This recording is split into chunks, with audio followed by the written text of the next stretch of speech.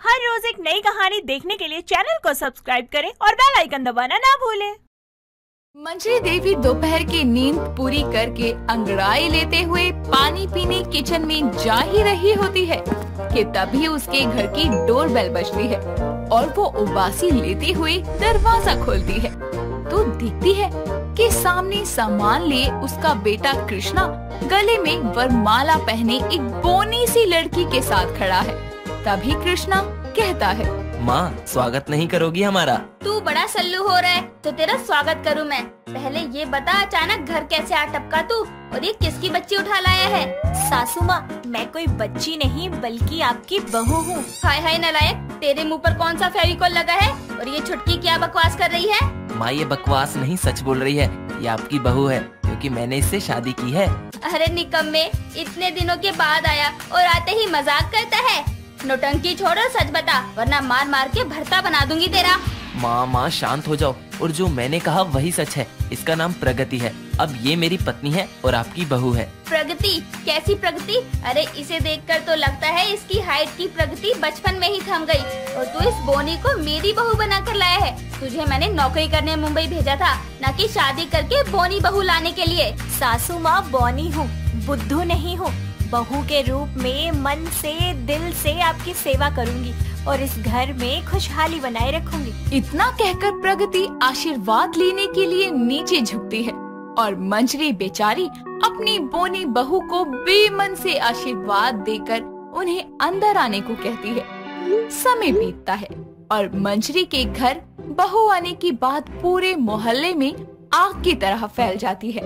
एक दिन मंजरी सब्जी लेने गली में आती है तो देखती है कि सभी पड़ोसनी सब्जी लेते हुए उसी के बारे में खुसर पुसर कर रही है। बताओ झुमकी बहन, घर में बिना बैंड बाजे के बहू आ गई और मोहल्ले वालों को पता तक नहीं चला। सही कहो तो हमका तो लागत है मंजरी का छोरा बहू बिहार के ना भगा के लाया है। जाओ बात तो मैंने कई घरों की लुगाई अंते सुनी है। क्या सच में वहाँ को लड़का ऐसे कर सकते है? अरे बकलोल, काहे ना कर सकत। और फिर ऐसा ना ही होता तो मंजरी बहू के आने की खुशी न मनाती। क्यों रे झुमरी, तुझे बहुत पड़ी है मेरे घर की? मेरे बारे में खुसुर पुसुर किए बिना तुम लोगों के गले से पानी नहीं उतरता क्या?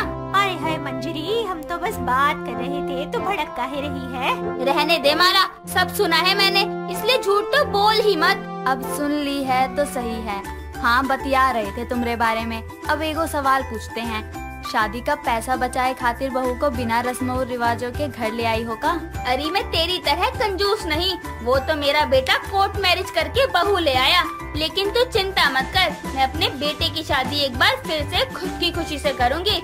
तुम जैसी मुफत पड़ोसनों की तसल्ली के लिए पूरे रीति रिवाजों और रस्मों के साथ खुद अपनी आँखों से देख लियो। काकी, शादी को न्यो तो मोहे तो मिलेगो ना, क्योंकि मैं तो आपको हमेशा सब्जी के साथ मिर्च धनिया पॉकेट में दे दूँ। पहली बात काकी होगी तेरी अम्मा, और दूसरी बात तू सब्जी बेचना छोड़ के ना पंचायत लगाना शुरू कर दे। पूरा दिन लुगाइयों की तरह इधर से उधर बातें करता फिरता है। इतना कहकर मंजरी बिना सब्जी लिए ही घर को लौट आती है। अब मंजरी ने चौड़ में अपने बेटे की शादी धूमधाम से करने की बात कह तो दी थी, लेकिन ये बात जब वो अपने बहू बेटी से कहती है तो कृष्णा कहता है, माँ शादी, वो भी फिर से? पर क्यों माँ? क्योंकि मेरी इच्छा है और मैं अपने इकलौते बेटे को दूल्हा बनते नहीं देख पाई। ना बहू के हाथों में तेरे नाम की मेहंदी लगी है, और तो और पड़ोसियों को भी तो बताना है कि मंजरी देवी अपने इकलौते बेटे की शादी कितने धूमधाम से करती है। कृष्णा, अब अगर सासू माँ की इच्छा है तो दोबारा शादी करने में क्या बुराई है? वैसे भी मेरी शादी को लेकर कई अरमान थे और तुम्हारे नाम की मेहंदी अपने हाथों पर लगाना, ये तो मेरा सपना है। देखा, बोनी है लेकिन दिमाग तुझसे बड़ा है इसका, तभी तो बातें समझकर और समझा कर कहती है। और अब तुम दोनों की दोबारा शादी होने वाली है, तो जब तक तुम अलग अलग कमरों में रहोगे। और ये क्यों, ये मुझे समझाने की जरूरत नहीं है। इतना कहकर वो अपने कमरे में चली जाती है और अगले दिन पंडित से बात करके शादी का अच्छा सा मुहूर्त निकलवा लेती है। और कुछ दिनों बाद से मंजरी के घर में शादी की तैयारियां शुरू हो जाती है। वो पूरे मोहल्ले में कार्ड बांटती है, घर को भी दुल्हन की तरह लड़ियों और फूलों से सजाती है। शादी से एक दिन पहले मेहंदी के फंक्शन के लिए मेहंदी वाली और बाकी सभी पड़ोसनी हॉल में बैठी बातें कर रही होती है। अरे मंजरी, तेरी बहू की मेहंदी है, लेकिन वो तो अभी तक ना आई। अरे मेहंदी लगाने के लिए इतना थोड़ी ना सजना संवरना होता है। बताओ, ये बेचारी मेहंदी वाली कब से कीप में मेहंदी भरे इंतजार करत है। अरे इतने वक्त में तो सबके मेहंदी लग जाती। मंजरी की बहू की मेहंदी में आई हो, थोड़ा इंतजार तो करना ही पड़ेगा। वो बोल ही रही होती है कि तभी सुंदर सा लहंगा पहने प्रगति वहाँ आती है और मेहंदी लगवाने के लिए मेहंदी वाली के पास जाकर बैठ जाती है। उसे देखकर माला कहती है, अरे मंजरी, ये मेहंदी की रस्म में बच्ची कहाँ से आ टपकी? तेरे किसी रिश्तेदार की है क्या? कमाल करती है आंटी जी, मैं वही हूँ जिसकी मेहंदी के लिए आप यहाँ आई हैं। हाय दैया, ये बोनी तोरी बहू है। क्यों, तुझे कोई शक है क्या? तुम दोनों की हैरानी मैं समझ सकती हूँ। अब तुम दोनों हल्दी की रस्म में नहीं आई तो तुम्हें मेरी बहू के बारे में कैसे पता होगा? क्योंकि पूरा मोहल्ला जानता है कि मेरी बहू बोनी है। अच्छा, तो मतलब हम दोनों को ही जानने में देरी हो गई। कोई बात नहीं, अब तो पता चल गया ना। अब आराम से बैठकर मेरी मेहंदी का फंक्शन एंजॉय कीजिए। अरे मेहंदी वाली, तू क्या मुंह ताक रही है? शुरू कर मेहंदी लगाना। तभी मेहंदी लगवाने के लिए प्रगति अपने हाथ आगे करती है।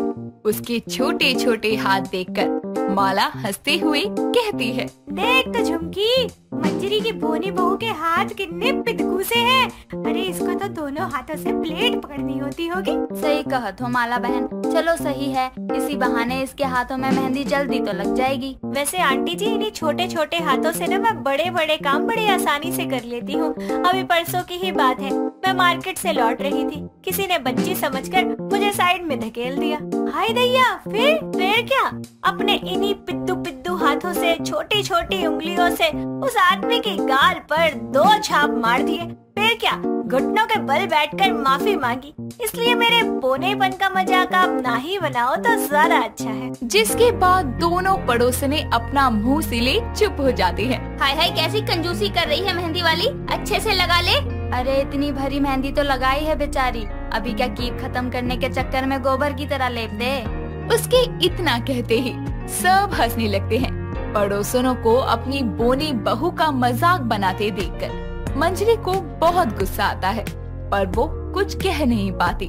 प्रगति के दोनों हाथों में मेहंदी लगने के बाद सभी नाचते गाते हैं और कुछ ही देर में सभी लोग अपने घर चले जाते हैं।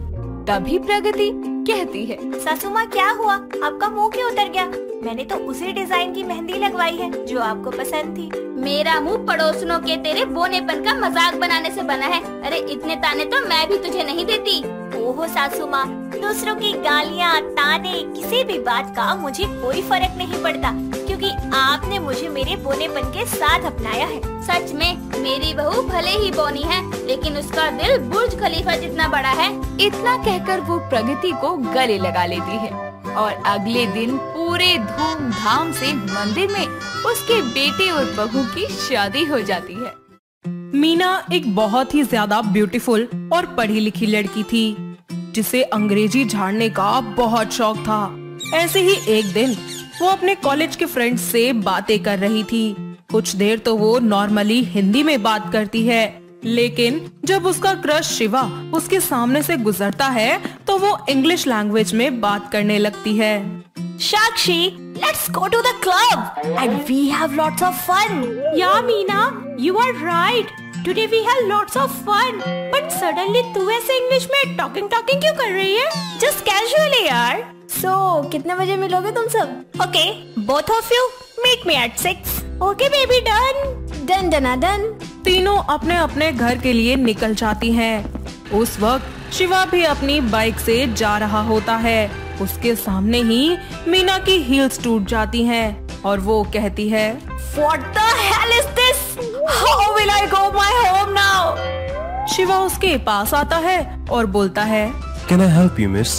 No, it's okay. I will manage. अरे मान जाइए, and I know तुम मेरी ही क्लासमेट हो, काफी बार देखा है तुम्हें।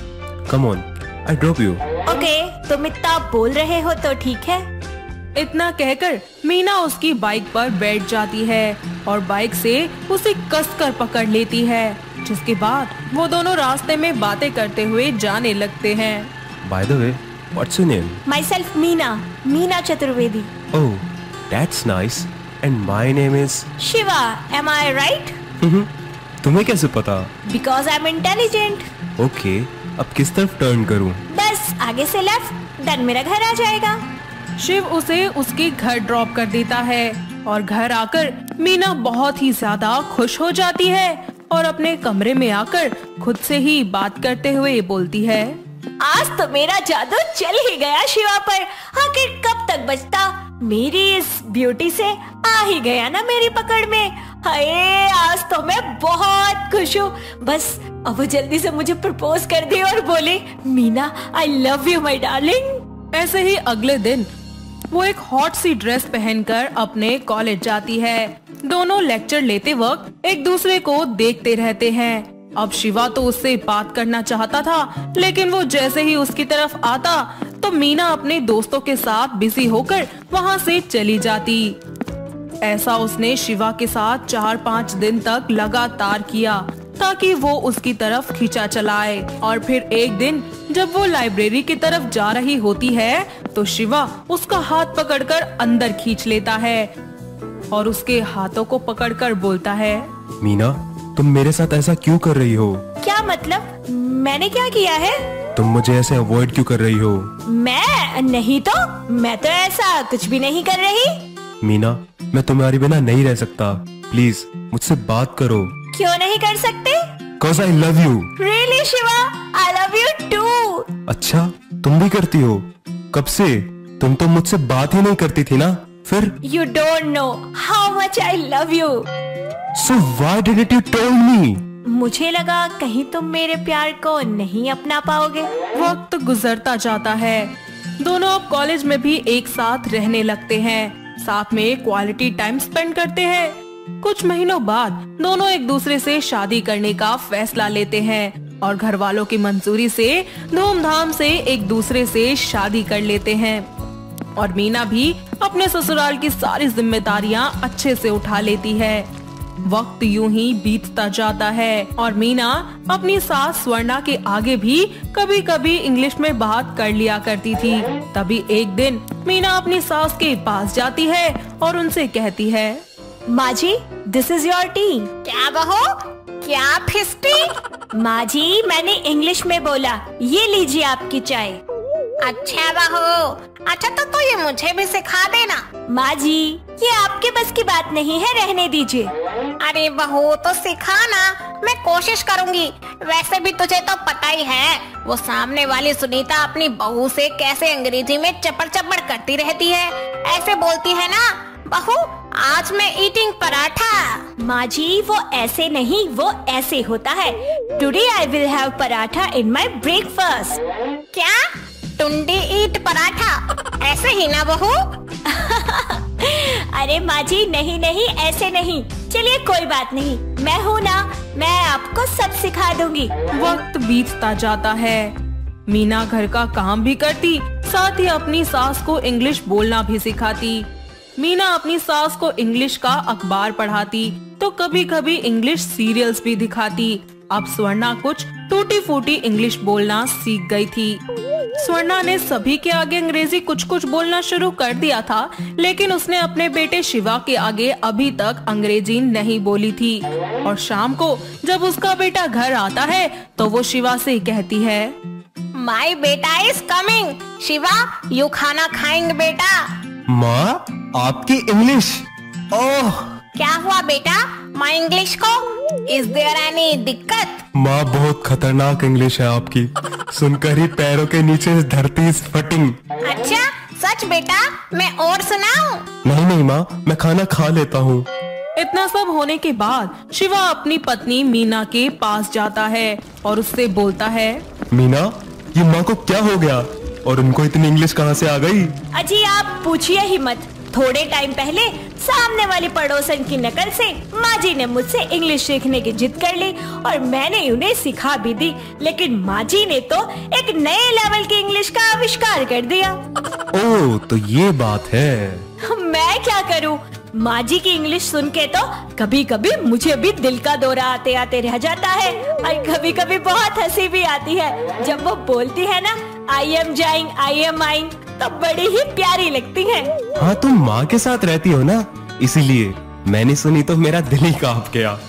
अगले दिन शिवा ऑफिस जा रहा होता है। सास बहू दोनों शिवा को बाइक पर जाते हुए बाय कर देती हैं। तभी शिवा की बाइक गिर जाती है और जल्दी से वो दोनों उसे हॉस्पिटल ले जाती हैं, जहां डॉक्टर उनसे पूछता है, क्या हुआ माता जी, कैसे लगी इनको इतनी चोट? डॉक्टर साहब, दिस इज माय लौंडा गिरोंडा फ्रॉम हीरो होंडा, हड्डी टूटिंग, जल्दी जल्दी पट्टी डूइंग। स्वर्णा की बात सुनकर डॉक्टर बेहोश हो जाता है। ये देखकर पास खड़ी मीना बोलती है, माँ जी, मैंने कहा था ना कि आप मुझे बोलने दीजिए। देखिए, आपकी इस इंग्लिश को सुन के डॉक्टर भी बेहोश हो गए। मीना डॉक्टर के ऊपर पानी छिड़कती है, जिसके बाद वो होश में आते हैं और मीना उनसे कहती है, डॉक्टर साहब, आप ठीक तो है ना? हाँ, मैं ठीक हूँ। माता जी की इंग्लिश, वैसे क्या प्रॉब्लम है इनको? सर, ये ऑफिस जा रहे थे और इनकी बाइक स्लिप हो गई और इन्हें चोट लग गई। डॉक्टर शिवा का चेकअप करके उसे इंजेक्शन लगा देते हैं। साथ ही कुछ दिनों के लिए उसके हाथ पर प्लास्टर बांध देते हैं, ताकि अगर कोई थोड़ी बहुत चोट हो भी तो वो ठीक हो जाए। कुछ ही देर बाद शिवा होश में आ जाता है और दोनों सास बहू मिलकर उसे घर ले जाती हैं। घर जाने के बाद उसकी माँ उसे खतरनाक इंग्लिश में डांटते हुए बोलती है, शिवा, तू अंडरस्टैंडिंग क्यों नहीं होता बेटा? इतना स्माइलिंग लेकिन यू नॉट लिसनिंग माय बात। बहू, फ्रिज से फ्रूट्स लाएं और इसको खिलाएं, जिससे इसको ताकत आएंगी। माँ जी, यू आर सही बोलिंग और अभी मैं इनके लिए फ्रूट कटिंग। इस तरह पूरा परिवार हंसते खेलते रहने लगता है। अब स्वर्णा के साथ साथ मीना और शिवा भी टूटी फूटी इंग्लिश बोलना शुरू कर देते हैं और पूरे परिवार मिलकर हंसी खुशी एक दूसरे के साथ रहना शुरू कर देता है और अपनी जिंदगी बहुत ही अच्छे से बिताने लगते हैं। तो दोस्तों, कैसी लगी आपको हमारी ये सास बहू की अंग्रेजी की कहानी? क्या आपके घर के आसपास भी है कोई ऐसी सास बहू जिन्हें टूटी फूटी ऐसे इंग्लिश बोलने में बहुत मजा आता हो? अगर हाँ, तो उन्हें ये वीडियो दिखाइए और हमें कमेंट करके बताइए। राधिका एक बहुत ही तेज लड़की थी और टेढ़े लोगों को लाइन पर लाना उसे बहुत ही अच्छे से आता था।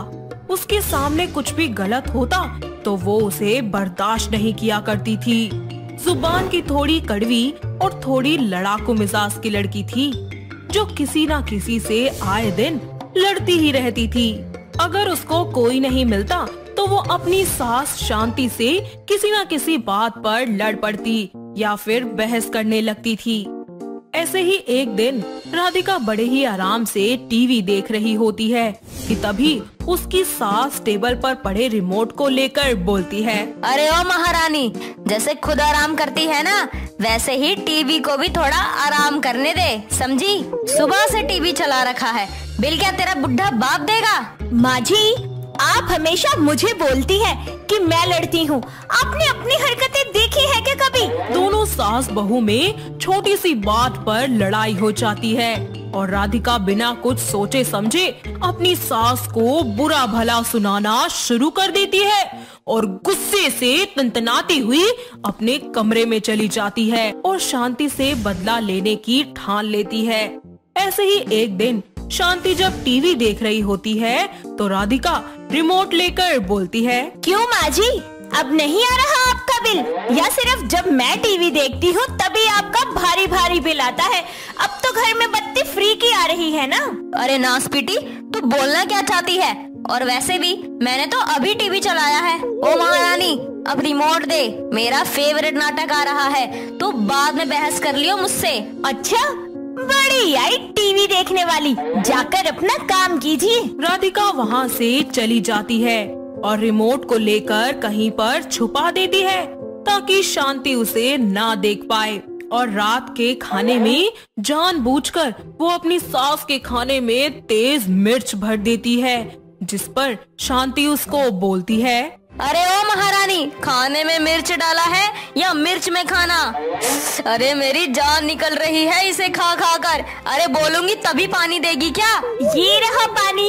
अगर पानी चाहिए ना तो अपनी इस टेढ़ी जुबान को ना सीधा कर लीजिए। अरे बचूंगी जब ना तेरी जुबान सीधी करूंगी। अरे पानी दे दे, मेरी जान निकली जा रही है। राधिका शांति को पानी दे देती है और उस दिन के बाद शांति अपनी बहू से पंगे लेने छोड़ देती है। ऐसे ही एक दिन राधिका प्यारा सा सूट पहनकर आंखों पर चश्मा लगाकर बाहर निकलती है कि तभी उसकी पड़ोसन बिना देखे सब्जी के छिलके घर से बाहर फेंक देती है, जो कि सामने चल रही राधिका पर गिर जाते हैं और वो गुस्से से तिलमिला जाती है। तभी उसकी पड़ोसन उससे बोलती है, माफ करना राधिका, मैंने देखा नहीं, गलती से हो गया, सॉरी। क्यों आंटी जी, दिखाई नहीं देता? अरे आंखें है या बटन? इतनी ब्यूटीफुल लड़की आते हुए आपको नजर नहीं आई जो ये कचरा मेरे ऊपर डाल दिया?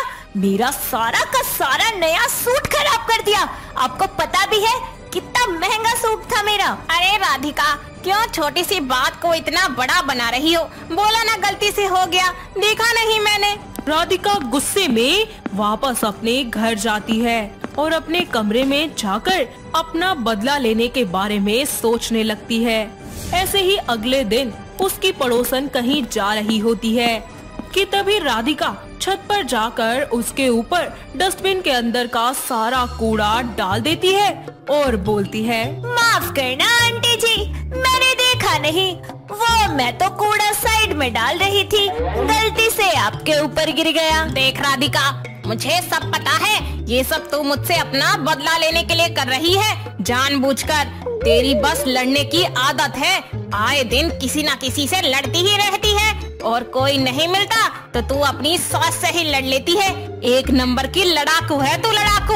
अरे जाओ जाओ, बहुत देखे हैं आपके जैसे। अच्छा मुझे एक बात बताइए, आपने ये तो बोल दिया कि आपने गलती से मेरे ऊपर कूड़ा फेंक दिया और मैं ये बात मान भी लूं, पर आप कूड़ा गली में क्यों फेंक रही थी? अरे जब कूड़े की गाड़ी कूड़ा लेने आती है तो कूड़ा उसमें डालिए ना, आप अपने मोहल्ले को गंदा क्यों कर रहे हैं? उसकी पड़ोसन का मुंह बंद हो जाता है और वो वापस अपने घर चली जाती है। ऐसे ही वक्त बीतता जाता है। राधिका अपने पति और सास को खाना देती है और अगली सुबह राधिका देर तक सोती है और जब सोकर उठती है तो सुनील अपने हाथों में रोज लेकर उसके सामने खड़ा होकर बोलता है, मुझे पता है माय लवली वाइफ कि तुम अपना बर्थडे भूल गई थी, पर मैं नहीं भूला। तो कैसा लगा मेरा सरप्राइज मेरी जान को? अब जल्दी से मेरे साथ चलो, कुछ दिखाना है तुम्हें। सुनील उसकी आंखें बंद करके उसे घर के हॉल में ले जाता है, जहाँ पूरा हॉल उसकी पसंद के बलून्स और फ्लावर से सजा हुआ होता है। ये सब देख राधिका बहुत ही खुश होती है और उसे कस कर हक कर लेती है और रात के फंक्शन की तैयारियां करने लगती हैं। रात में सुनील के कुछ दोस्त, रिश्तेदार और बॉस अपनी वाइफ के साथ आते हैं, जिसके बारे में राधिका को नहीं पता होता। रुचि राधिका के पास जाती है और उसे बर्थडे विश कर देती है और उससे बातें करने लगती है। तभी रुचि के हाथ से थोड़ा सा ड्रिंक राधिका की साड़ी पर गिर जाता है, जिस पर राधिका जोरों से चिल्लाती हुई बोलती है, गवार औरत, तुझे पता भी है कितनी महंगी साड़ी थी मेरी जो तूने खराब कर दी? राधिका की तेज आवाज सुनकर सुनील और उसका बॉस दोनों वहाँ आ जाते हैं और रुचि सुनील को देखकर बोलती है, कितनी बदतमीज बीवी है तुम्हारी, जरा भी बात करने की तमीज नहीं है। मुझे इस पार्टी में एक मिनट भी नहीं रहना। और सुनिए जी, चलिए यहाँ से, पता नहीं कैसे जाहिल गवार औरत है ये। कल ऑफिस आकर अपना हिसाब किताब कर लेना और अब से ऑफिस आने की कोई जरूरत नहीं है तुम्हें, समझे? राधिका, आखिर कब तक तुम यूं ही बिना वजह लोगों से लड़ती रहोगी? हर टाइम किसी ना किसी से लड़ती रहती हो। आज तुम्हारी वजह से मेरी नौकरी चली गई और अब दूर रहो मुझसे, समझी? इतना बोलकर सुनील वहाँ से चला जाता है और राधिका को उसकी बातें सुनकर अपनी गलती का एहसास होता है और अपनी गलती सुधारने के लिए वो सुबह ही सुनील के ऑफिस चली जाती है और उसके मालिक से माफी मांग लेती है, जिसके बाद वो अपने घर आ जाती है उसके आने के थोड़ी देर बाद ही सुनील के बॉस का फोन आता है और वो उसे सारी बातें बताता है। सुनील राधिका के पास जाता है कि तभी राधिका उससे बोलती है, मुझे माफ कर दीजिए, मुझे मेरी गलती का एहसास है। आपकी कसम, मैं अब किसी से लड़ाई नहीं करूंगी, किसी को गुस्सा नहीं करूंगी, बस आप मुझसे नाराज मत हो। सुनील उसे माफ कर देता है और उसे प्यार से अपने गले लगा लेता है।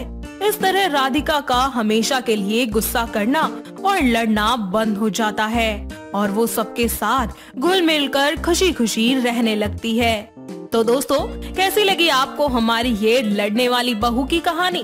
क्या आपके घर के आसपास भी है कोई ऐसी बहू जिसे लड़ने का और लोगों से झगड़ा करने का बहुत ही ज्यादा शौक हो? अगर हाँ, तो उसे ये वीडियो दिखाइए और हमें कमेंट करके बताइए। दोस्तों, अगर आपको ये कहानी पसंद आई तो इसे लाइक करें, शेयर करें और कमेंट करके बताएं कि कहानी में आपको सबसे अच्छा क्या लगा।